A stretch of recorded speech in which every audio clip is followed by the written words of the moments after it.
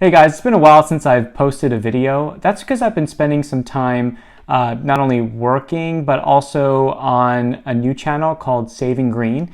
And the point of that channel is to help people find the right balance between more sustainable living and saving money. If you are interested in checking that out, I would really appreciate it.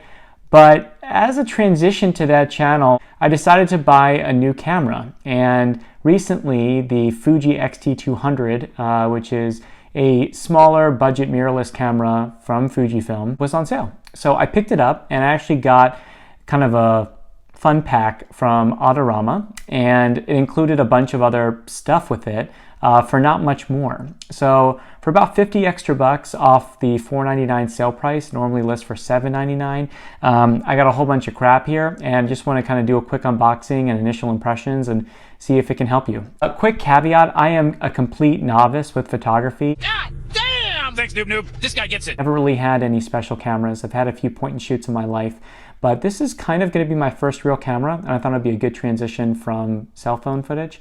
So here we go. The first thing we got is this little slinger bag, and it seems to have just enough capacity for maybe the camera itself, one lens, maybe the kit lens, hopefully, and maybe some memory cards, and maybe a spare battery. That's really about it. We also got this kind of lens cleaner, a little case, as well as some cleaning solution and some of those microfiber pads, and kind of like a fine brush as well to get some dust out of the lens and mechanism. So that's kind of cool. Got a 64 gigabyte SanDisk Extreme, which actually was the Extreme Pro, which is better than what I was expecting. Not bad. This is probably retails for about maybe 15, 20 bucks today in 2020. Came with a set of ND filters, and this basically will help the camera see in different lighting scenarios. So when I go outside, I'll be able to open the aperture. So this is kind of important. And again, this retails right between 15 and 30 bucks depending on where you're going. So with that memory card, we got this 4-in-1 USB reader. We got this case, holds up to 12 cards. All right, just 11 more slots to go. And a replacement battery, also worth about 20 bucks. It also has this charging plate. I wonder what this charging plate's all about. Check it out. Let's open this bad boy up.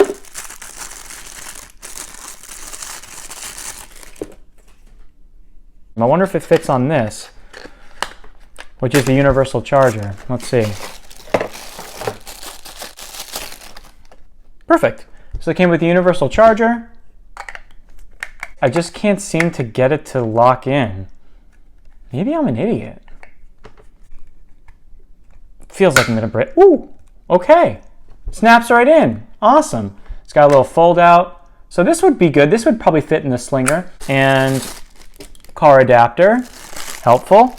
Also got a tripod, and I'm actually using it now to hold my phone, but probably worth 20 to 30 bucks. Now for the main event, the Fujifilm X-T200. I got the silver one just because I thought it looked cool as a two-tone. It comes in dark silver, which is more of a kind of graphite darker look, as well as this champagne gold. All of them look kind of cool. Some of the Fuji lenses, like their prime lenses, come in silver finish, so I thought that it would match this better. Here we go. Smells good. Smells fresh. We got a little online community through Fuji. Instruction manual. Now this little dongle actually allows you to use the USB-C as a headphone jack adapter. It's kind of nice if you really are doing video like I plan on doing. I can check the levels in real time. We got a nice little strap. Got some Japanese instructions. And Fuji cameras supply software that will help encode and edit RAW files. I don't plan on really shooting RAW because I don't know what I'm doing, but the JPEG output should be just fine, but it is kind of nice that they have that. So here we go. Comes neatly packaged. This comes, of course, with the kit lens, which is a 15 to 45.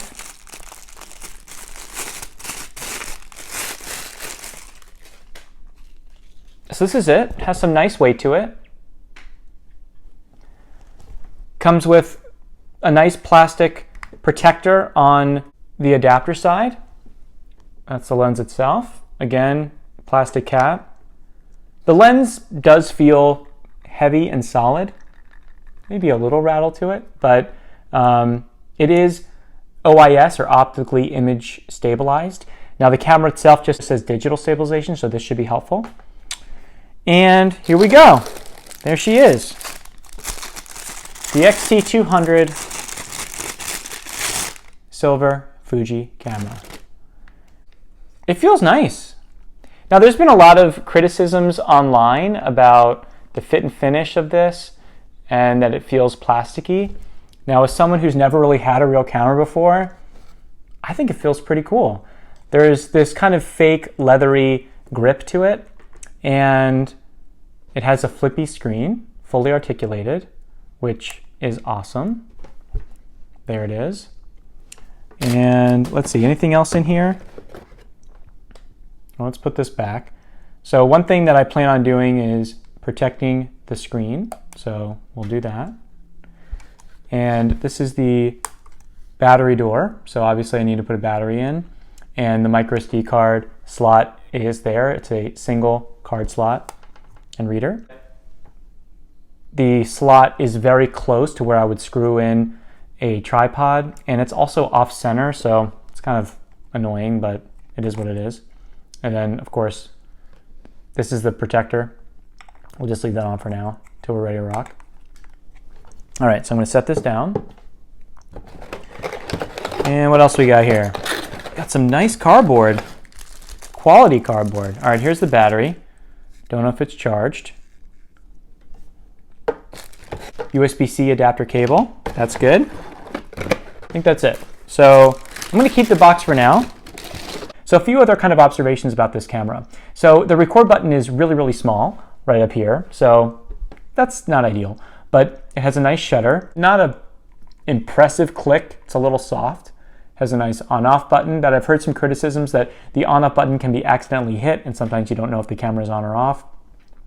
Now, Fuji enthusiasts will say that these customized little rotating dials usually will adapt your shutter speed and ISO and things like that.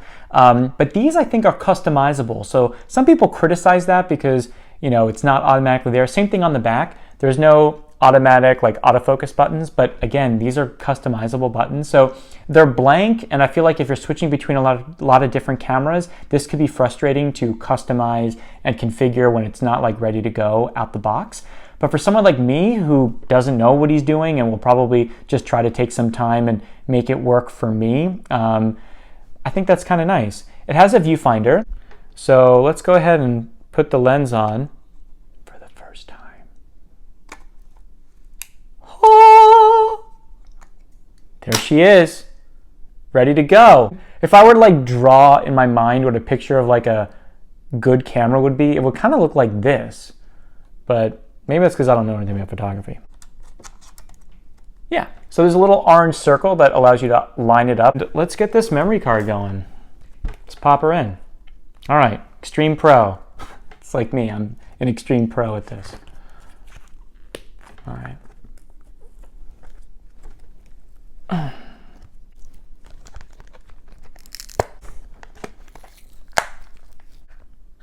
should probably just get scissors, but I've gone too far.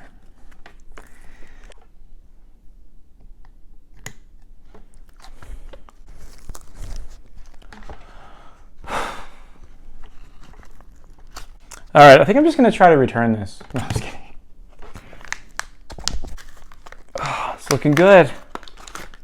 Oh my God, it was so easy. All right, great. All right. It's in. So let's power it on. All right. So this is kind of a 60 frames per second movie mode. It's got HDR.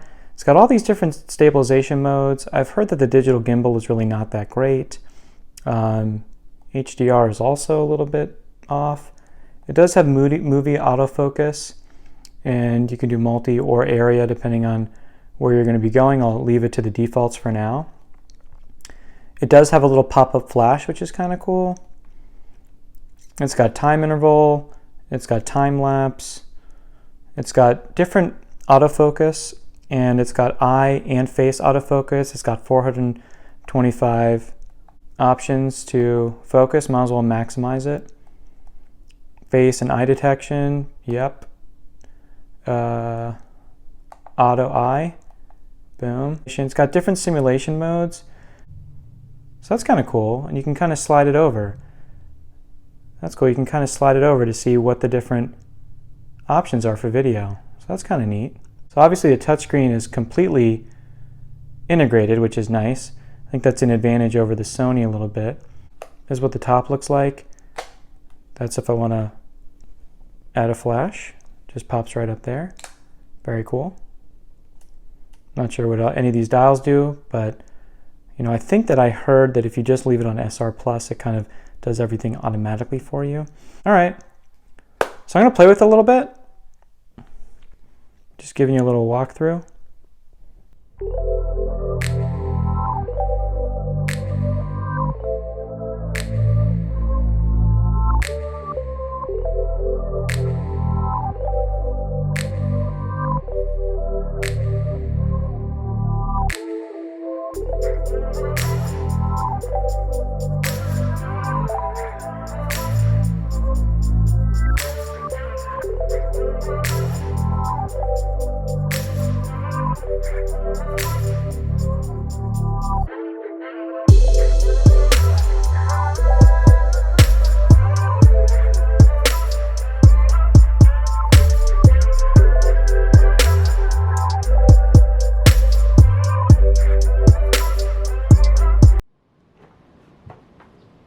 All right, testing, testing, testing.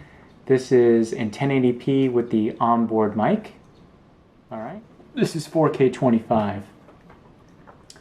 All right, I turned the brightness down a little bit on the lamp.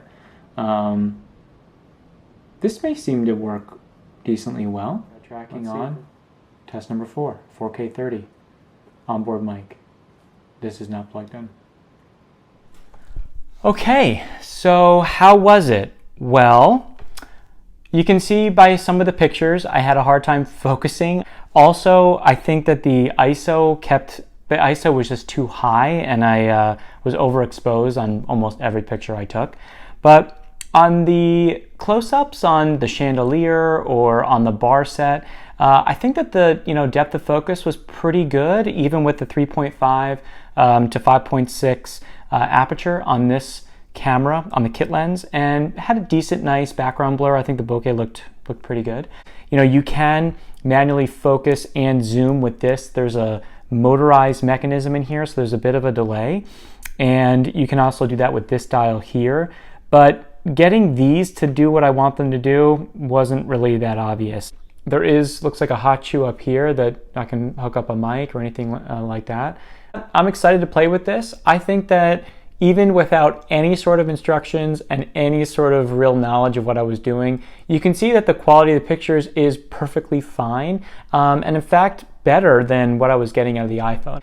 I did also use the viewfinder, and I think that the pixelation of the viewfinder was okay. I couldn't imagine going any lower resolution than this, so I think that this is certainly good. It's not great, but supposedly it's one of the better ones at this price point.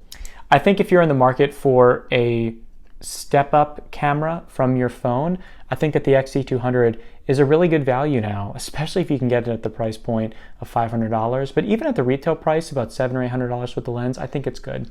And Fuji has a really wide range of APS-C lenses. Some other cameras I was considering were the M50, which is a couple years old at this point. I don't know if they are coming out with a refresh, a Mark II, as Canon rumors may be insinuating. Also, the autofocus, I think, on Canon and Fuji may be comparable. I think they're both inferior to Sony.